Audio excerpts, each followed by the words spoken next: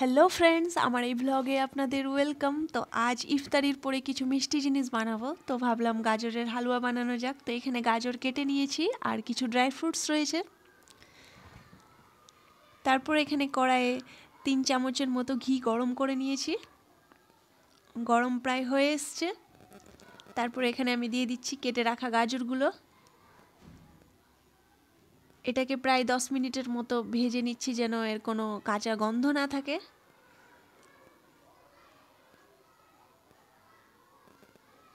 গাজরটা ভালোভাবে ভাজা হয়ে গেছে, গাজর থেকে একটু তেল ছাড়তে শুরু করে দিয়েছে।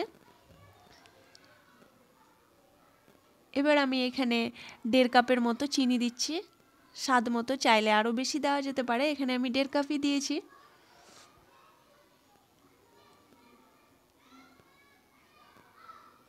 এবার এটাকে ভালোভাবে মেখে প্রায় 10 থেকে 15 মিনিট ধরে ঢাকা দিয়ে সেদ্ধ করে নিচ্ছি যেন ভালোভাবে সব কিছু সেদ্ধ হয়ে যায়। এবার আমি একদিকে মিল্ক পাউডার দিয়ে প্রায় 5 চামচের মতো মিল্ক পাউডার দিয়ে ভালোভাবে জলে গুলে নিয়েছি।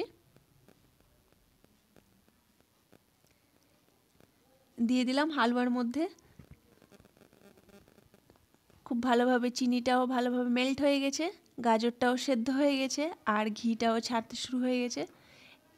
এবার আমি এখানে দিয়ে দিলাম কিছু ড্রাই ফ্রুটস। তারপরে এখানে আমি দিচ্ছি ছোট এলাচের গুঁড়ো 1/2 চামচের মতো। এবার এটাকে আমি আরও 5 মিনিটের মতো ঢাকা দিয়ে রাখছি। তারপর হয়ে এলো আমার গাজরের হালুয়া রেডি।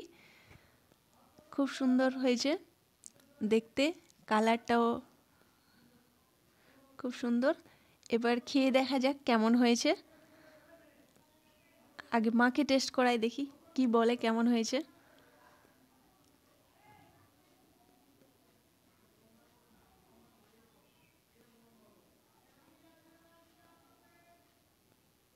খেয়ে বলো কেমন হয়েছে,